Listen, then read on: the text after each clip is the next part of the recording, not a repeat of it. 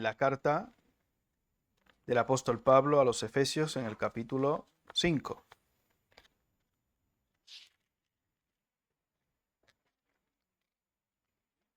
Y vamos a leer los versículos del 8 al 14. ¿Lo tenemos? Efesios capítulo 5, versículos del 8 al 14.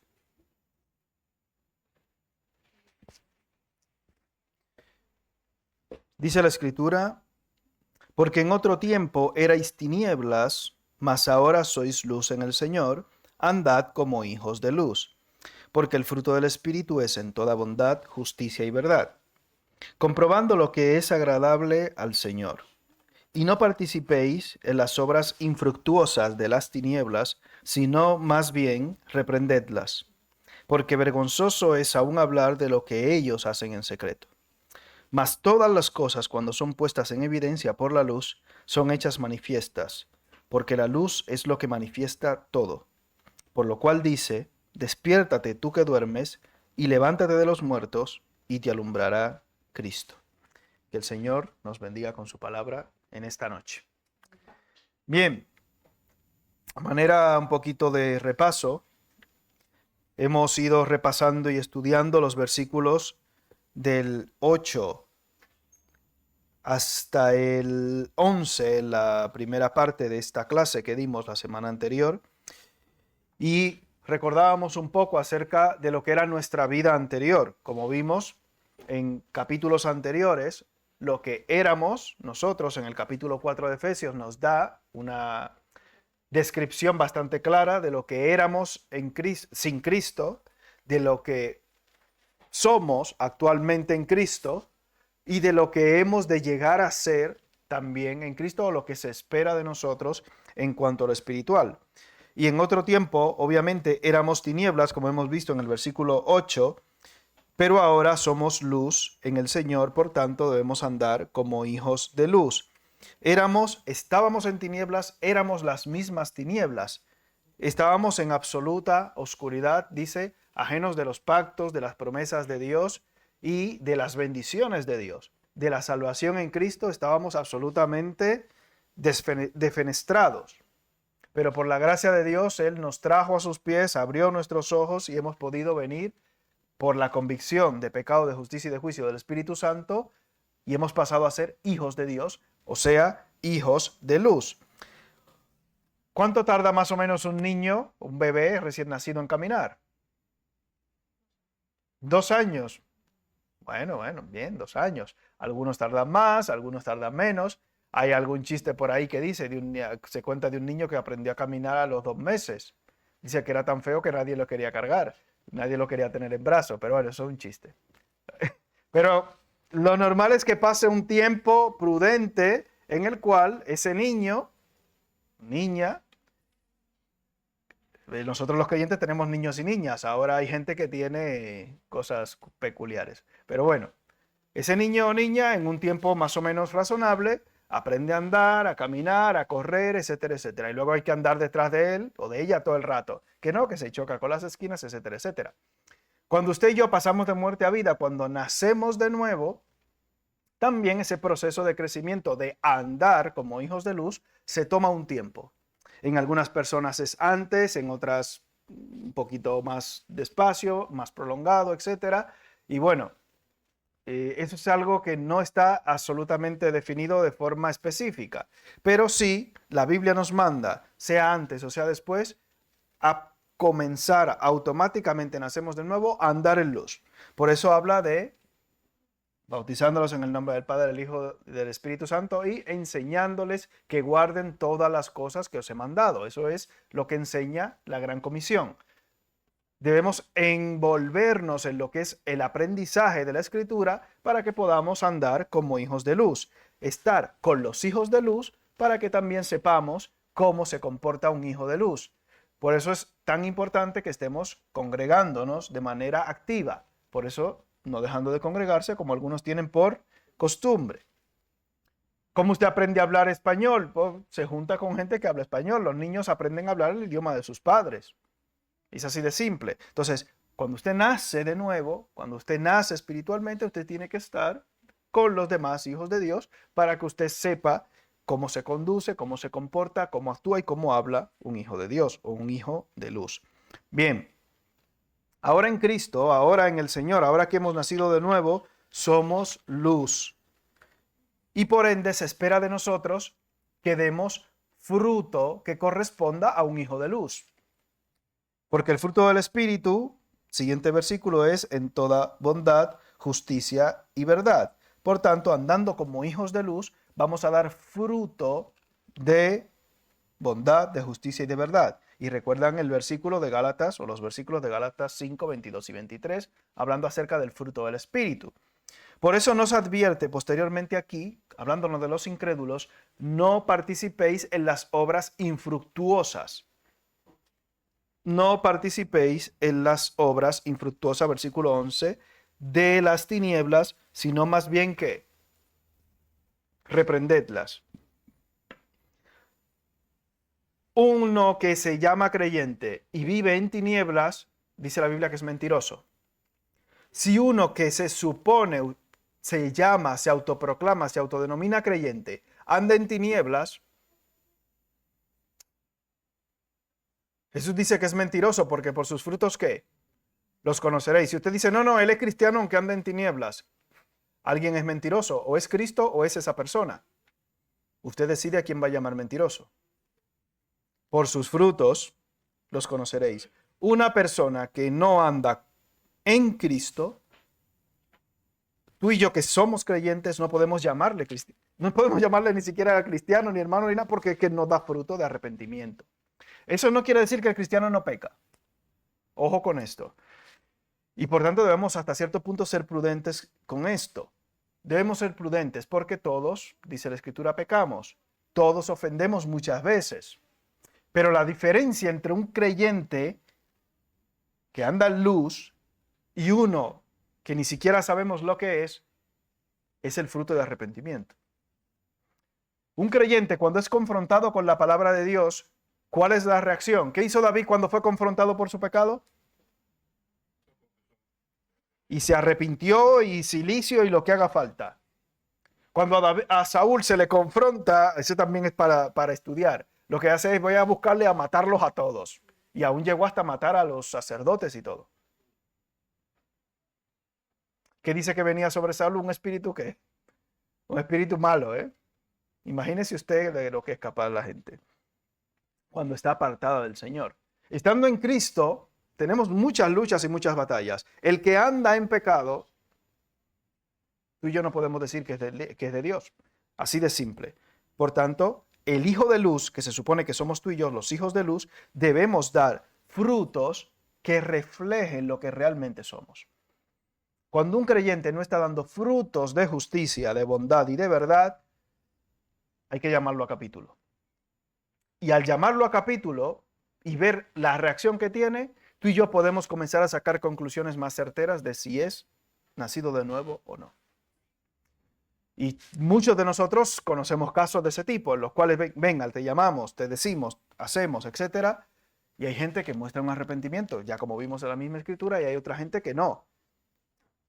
Les conté la historia una vez de una señora que venía a la iglesia no vestida de una manera muy apropiada. Se le llama la atención, bueno, yo no. Una hermana le dijo, oye hermana, mira, ya llevas viniendo 4 meses, por favor, tal. Y esa mujer lo que hizo fue enfadarse y no volver. En vez de quizás reconocer que se pasaba de la raya. Normalmente no nos metemos con ese tipo de cosas, pero si aquí viene, bueno, Salva, voy a poner ahí con todo los pelos en pecho ahí, tipo, no sé cómo llamarle, tipo cowboy, pero lo normal es que un día no pasa nada, que nos hacemos los ciegos, pero 4 meses así, si hermano, no sé, habrá que llamar la atención o decirle algo, porque quizás no se está dando cuenta de eso. Y lo correcto es eso, si la reacción es inapropiada, las conclusiones que podemos sacar son bastante claras. No están dando luz. Así de simple. No están dando en luz. El evangelio, obviamente, es clave para producir en nosotros el carácter cristiano, para que podamos andar en luz, para que podamos crecer espiritualmente, y para ello es necesario poner en práctica las llamadas disciplinas espirituales. No es leer la Biblia, como hemos dicho anteriormente, los jueves y los domingos cuando vengo a la iglesia y la abro, si la traigo, porque la traigo muchas veces en el móvil, o cojo de las que están en los bancos. No es eso. Hay que entrenarse espiritualmente, diariamente. Y esa responsabilidad no es del pastor, no es de los diáconos, es tuya. Todos nosotros tenemos hoy en día una cantidad, no voy a decir infinita porque suena muy inapropiado, pero es una cantidad amplísima de recursos para espiritualmente andar en luz rápido, para andar en luz en poco tiempo. Tenemos un montón de libros, tenemos un montón de vídeos, de podcasts, de páginas que podemos seguir de hermanos de buena doctrina y que dan una profundidad de estudios bíblicos, etc. Habitualmente una persona cuando es nueva lo que quiere es estudiar el morbo del Apocalipsis, el morbo. Bueno, a mí me pasó también, yo no lo voy a decir que no, que yo no tenía mucho morbo de estudiar Apocalipsis, pero lo que se suele recomendar son las cartas de Juan, ya sea San Juan o primera, segunda, tercera de Juan. Eso es lo más práctico para una persona que comienza a andar en los caminos de Dios. Pero eso no quiere decir que solamente vamos a estudiar o a leer esto, sino que tenemos que leer y estudiar todo el consejo de Dios, como dice también el profeta. Bien. No todos, como hemos dicho, han tenido esa oportunidad. Tú y yo que sí la tenemos, no tenemos excusa delante de Dios con respecto a nuestro desarrollo espiritual. El objetivo con la palabra de Dios, llevarnos a la estatura, a la medida de la estatura de la plenitud de Cristo. No es, como dijimos en clases anteriores, convertirme en un hombre o en una mujer perfecta a ojos del marido o a ojos de la esposa. Eso no quiere decir que mientras más voy a agradar a Cristo, voy a desagradar a mi mujer o a mi marido. No, no estoy diciendo eso. Sino que porque usted intente agradar a Dios o buscar a Dios, usted ahora no va a estar 90, 60, 90, o le va a crecer el pelo de manera mística como a Sansón, a los que no tienen pelo, etc. No, no va por ahí. El objetivo es parecernos a Cristo, agradar a Cristo, ser como Cristo, a pesar de nuestras virtudes y defectos. Porque no solamente tenemos defectos, tenemos algunas que otras virtudes también. Unos menos, unos más, o uno de una cosa, otro de otra, y bueno, no pasa nada. Y lo asumimos. Pero el objetivo es ese. Tampoco eso es una excusa para yo no cambiar y mejorar. Si mi mujer o tu marido dice, mujer, mira, hazme las cosas así, por favor. O dice, hombre, no, es que mi objetivo no es agradarte a ti. No, no es la respuesta correcta. Igual, ya sea por parte del marido o por parte de la mujer. En las cosas que podemos agradar, obviamente, como dice también el apóstol Pablo, que el casado busca agradar a la esposa y la esposa, la casada, agradar también al esposo. No debemos irnos a ese extremo, sino que el apóstol Pablo claramente te dice, no, si usted está casado, usted tiene que esforzarse en agradar a su marido o a su mujer. Tiene que hacerlo, tiene que esforzarse en agradar. Dentro de unos límites razonables, obviamente. Dentro de unos límites razonables. Y bueno, eso ya entre marido y mujer que hablen y se pongan de acuerdo. Es así. Pero el objetivo de yo estudiar la palabra de Dios va por ese camino. Yo crecer, elevarme a la medida de la estatura de la plenitud de Cristo. Con problemas, con vicisitudes de un tipo u otro, etc. ¿Cómo se va a reflejar que soy creyente? Obviamente por el fruto que doy. ¿Cómo se va a reflejar que soy un hijo de luz? Por el fruto que doy. En el versículo 10 hay algo que a todos nos preocupa hasta cierto punto. Digo hasta cierto punto porque no es un tema de desconocimiento ni de ignorancia, sino de desobediencia, comprobando lo que es agradable al Señor. En el proceso de yo andar espiritualmente, de crecer en Cristo, siempre surgen estas cosas, esencialmente en jóvenes, esencialmente.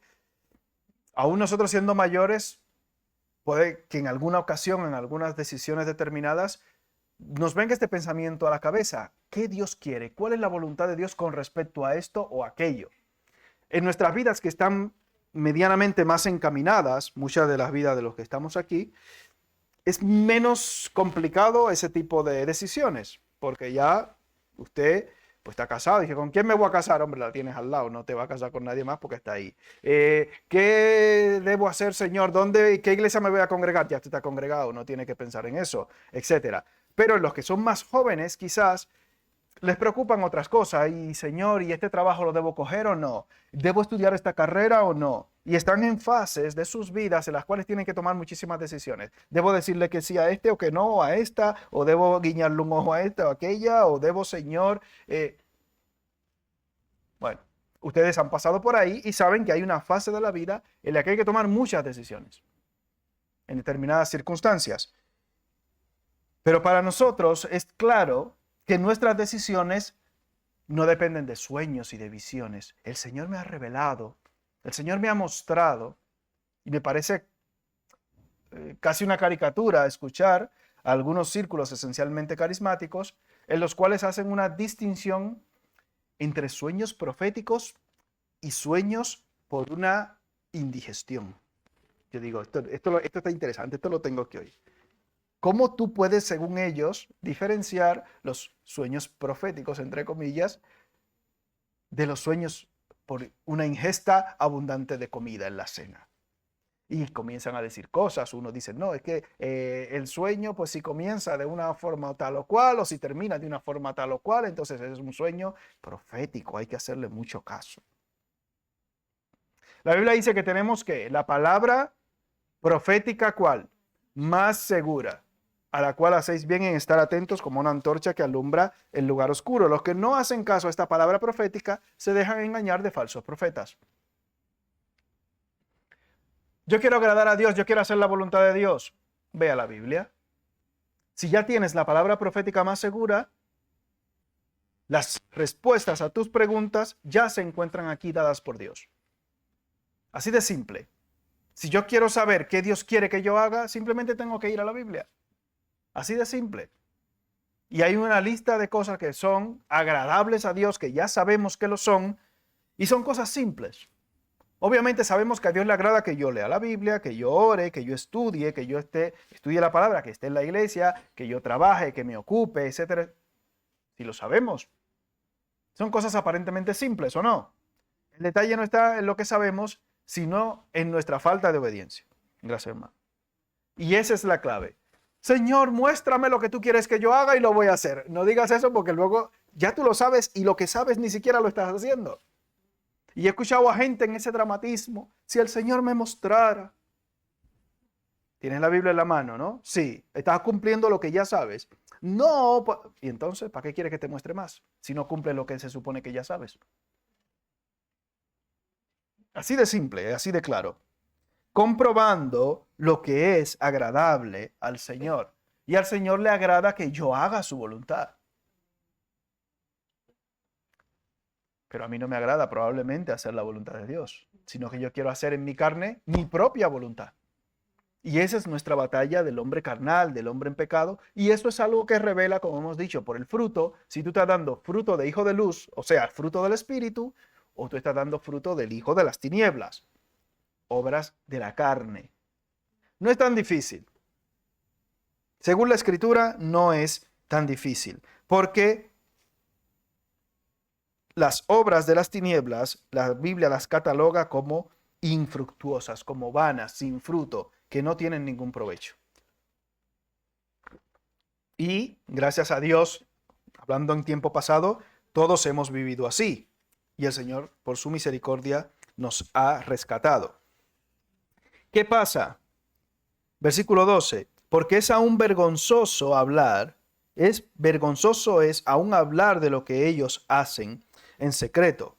Les mencioné el ejemplo de estas personas que se dedican a hacer las evaluaciones y filtros de Internet para que no nos lleguen todas esas cosas terroríficas, vídeos terroríficos que hay en las redes.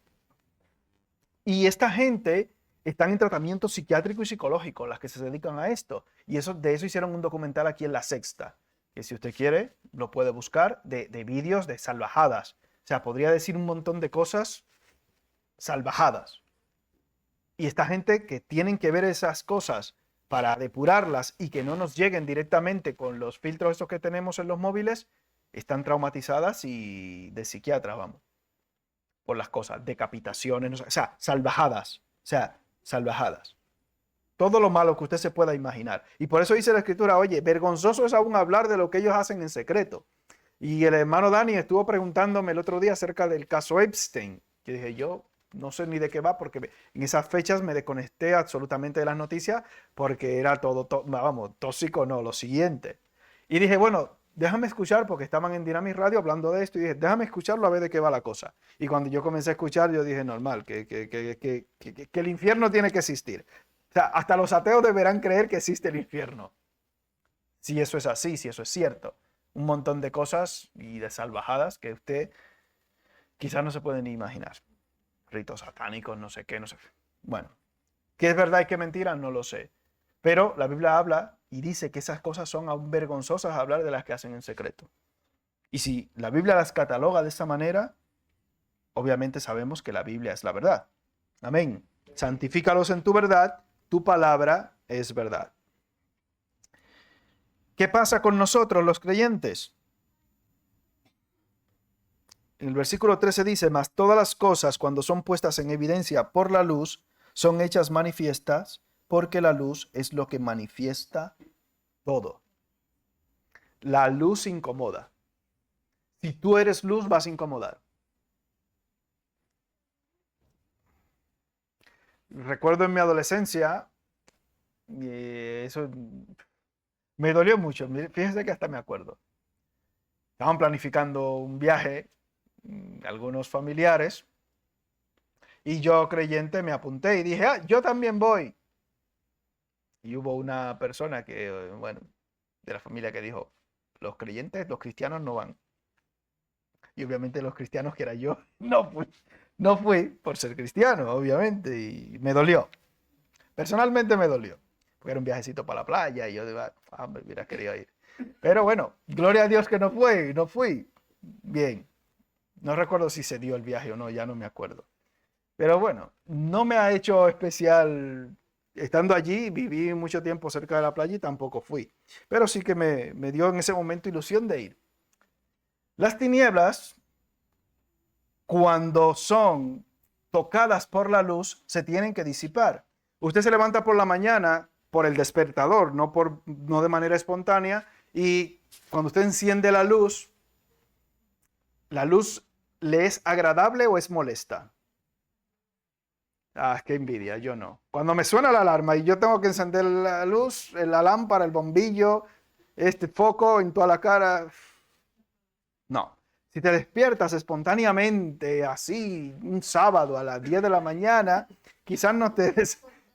No, no sé, o un sábado, no sé, hay gente que se despierta más tarde. Yo no suelo levantarme tarde realmente, tan tarde, pero cuando digo, por eso recalco cuando suena la alarma, porque cuando suena la alarma, el despertar suele ser involuntario, no es lo mismo. Entonces, tienes que encender la luz y incomoda. Si tú estás andando en luz, obviamente vas a incomodar. Y hay gente que no va a querer juntarse contigo, ni estar contigo, ni compartir contigo. Así de simple. Es así, aún de tu propia familia, como ya les conté el caso en ese momento. La luz molesta. Y el autor da el ejemplo del caso de Esteban, que dice que cuando comenzó a hablarles, a predicarle la palabra de Dios, terminaron, dice, crujiendo los dientes y enfurecidos, y el mismo Saulo estaba ahí, y se cree que pertenecía a la misma sinagoga que él, y que le conocía y que tenía cierto trato con él, y dice, ¿cómo este hombre se ha transformado y ha cambiado de ser un judío piadoso a esto, aún todavía cristiano no se le había llamado en ese momento, a ser un seguidor de Cristo? Y dice que se enfurecieron de forma tal que terminaron, como ya ustedes saben, apedreándole. Puede ser que obviamente usted y yo suframos no solamente emocionalmente, sino también físicamente por Cristo, ¿eh? Le puede pasar eso, nos puede pasar eso. En muchos países del mundo hoy en día está pasando, tristemente, en muchos países de África. Las tinieblas no quieren nada que ver con la luz, porque la luz revela lo que hay en la persona. Y la santidad de Dios habitualmente es rechazada por el ser humano. Se supone que nosotros como creyentes debemos regocijarnos en el Dios Santo. Pero fíjate, cuando el pueblo de Israel estaba en el monte que venía y descendía, le decía a Moisés, sube tú y habla tú. Y luego ven y cuéntanos a nosotros. Porque dice que si alguna bestia tocar el monte, dice, morirá. Entonces venía Moisés con el rostro, dice, brillante de hablar con Dios. La luz disipa las tinieblas, pero hasta cierto punto, cuando tú no andas en luz, esa luz te molesta. Y eso pasa, como le he dicho, dentro de las iglesias y fuera también. Porque dentro de las iglesias, tristemente, también hay gente que no anda en luz.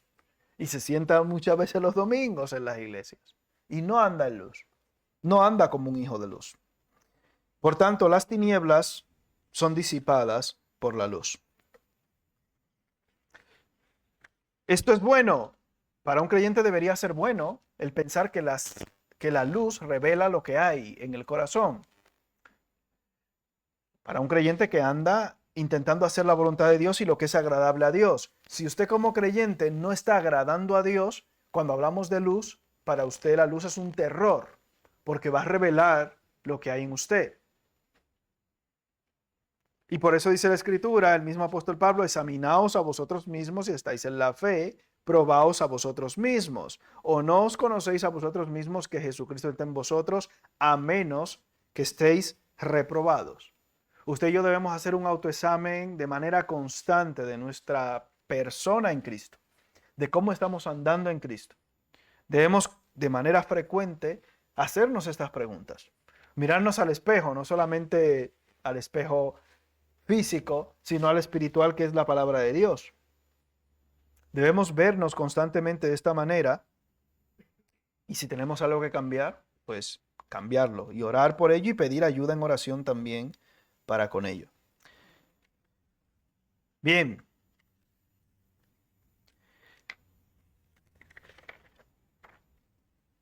Mas todas las cosas, versículo 13, cuando son puestas en evidencia por la luz, son hechas manifiestas, porque la luz es lo que manifiesta todo. Dice Jesús, no hay nada oculto que no haya de ser ¿qué?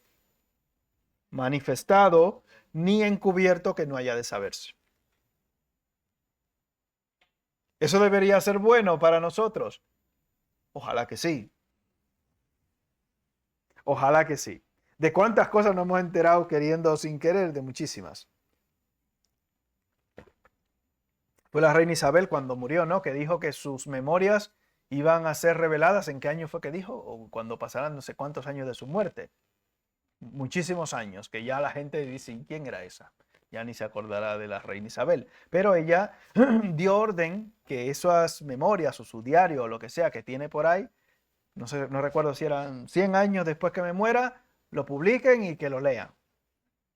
Bueno, estoy impaciente esperando que se cumpla ese tiempo para enterarme de todas esas cosas. Lo digo en tono sarcástico. Obviamente. Ya ve usted. Pero bueno, hay mucha gente que vive de estas cosas y de los cotilleos y demás. Así que nada. Versículo 14. Por lo cual dice, despiértate tú que duermes y levántate de los muertos y te alumbrará Cristo. Aquí, cuando habla de despertarse al que duerme,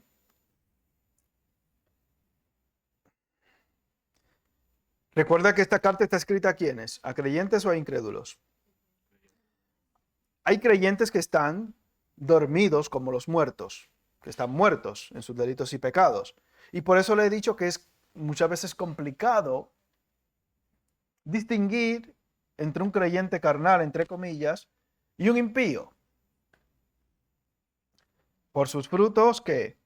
Los conoceréis. Cuando usted se acerca a una persona que dice ser creyente, le reprende por su pecado y no hay cambio ni arrepentimiento, deberíamos llegar claramente a la conclusión de que esa persona no está en luz, no es hijo de luz y que no es nacido de nuevo. Yo creo que sería lo más fácil y lo más práctico viendo la escritura.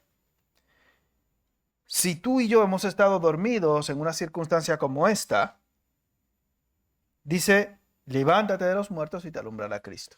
No andes más como un muerto. Eso es lo que el apóstol Pablo aquí manda, según lo que vemos en el libro de Isaías también, porque hace una referencia a este pasaje en Isaías. Despiértate tú que duermes y levántate de los muertos y te alumbrará Cristo. No puedes, si tú has nacido de nuevo, seguir andando como un muerto. No puedes seguir andando con las mismas vestiduras del viejo hombre, despojados del viejo hombre con sus hechos y revestidos del nuevo, el cual conforme a la imagen del que lo creó, se va renovando hasta el conocimiento pleno, como dice la Escritura.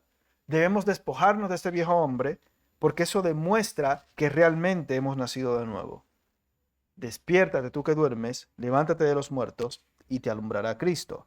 Y vamos a concluir con San Juan capítulo 8, versículo 12. ¿Recuerdan a Jonás lo que le dijeron?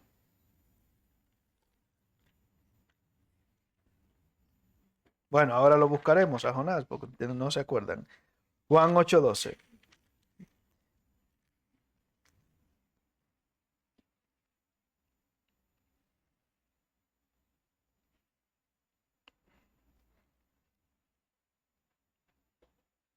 Dice, otra vez Jesús les habló diciendo, yo soy la luz del mundo. El que me sigue no andará en tinieblas, sino que tendrá la luz de la vida. Si usted anda, si usted sigue a Jesús, usted no va a andar en tinieblas. El que dice que permanece en él debe andar como él anduvo. Jonás, vamos a ir al libro de Jonás, porque como no se acordaron, pues voy a tener que leerlo para ustedes. Oseas, Joel, Amós, Abdías, Jonás. Oseas, Joel, Amós, Abdías, Jonás.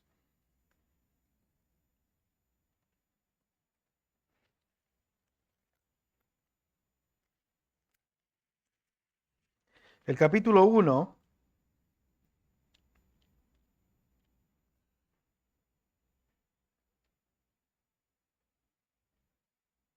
versículo 6, ¿recuerdan? ¿Qué dice? Y el patrón de la nave se le acercó a Jonás y le dijo, ¿qué tienes que? Dormilón. Esto es para los dormilones y las dormilonas, ¿eh? Ojo con esto. Levántate y clama a tu Dios. Quizás Él tendrá compasión de nosotros y no pereceremos. Y muchas veces nosotros los creyentes estamos, el mundo a nuestro alrededor acabándose y nosotros durmiendo tranquilamente. Debemos ser conscientes de la realidad. Eso no quiere decir que vamos a vivir en constante angustia y agonía, en constante miedo y temblor. No quiere decir eso. No quiere decir eso, no lo malinterpretemos. Pero no debemos estar ajenos a las circunstancias en las cuales nos encontramos. Debemos estar medianamente actualizados. Porque todas estas cosas son también oportunidades para usted presentarle el Evangelio a la gente. Para usted presentarle el Evangelio a aquellas personas que también están pasando por situaciones complicadas como estas. Usted debe estar espiritualmente espabilado porque usted es quizás la única luz que los que están a su alrededor van a ver durante el resto de su vida. Seguro que usted se ha encontrado con gente alguna ocasión, los que somos de otros países, y hemos hablado, hemos estado, etcétera, y pasado un tiempo X, le dicen, mira que se murió fulano o fulana. ¡Ah! Uf, me acuerdo la última vez que hablé con él o con ella. Ah, quizás la última vez que usted hable con su compañero puede ser mañana. Puede ser, puede ser. Despiértate, dormilón, y clama a tu Dios. Padre, te damos gracias por tu misericordia y te pedimos que nos ayudes cada día de nuestras vidas a andar en tus caminos, a andar, Señor, conforme a lo que tú quieres que hagamos, según tu voluntad y tu misericordia para con nosotros. Te damos gracias, Padre, porque hemos pasado de muerte a vida y por los medios que tú has provisto en este lugar, podemos crecer espiritualmente de una manera exponencial. Que podamos tener, Señor, en nuestros corazones el deseo de hacerlo y que por tu misericordia, Padre, el hacer también sea un hecho en nuestras vidas. Te pedimos, Padre, que estemos atentos a las circunstancias de nuestro alrededor para poder presentar tu palabra con denuedo. Padre, ayúdanos a glorificar tu nombre con nuestras vidas y que podamos ser luz y sal donde quiera que estemos. En el nombre de Jesús. Amén.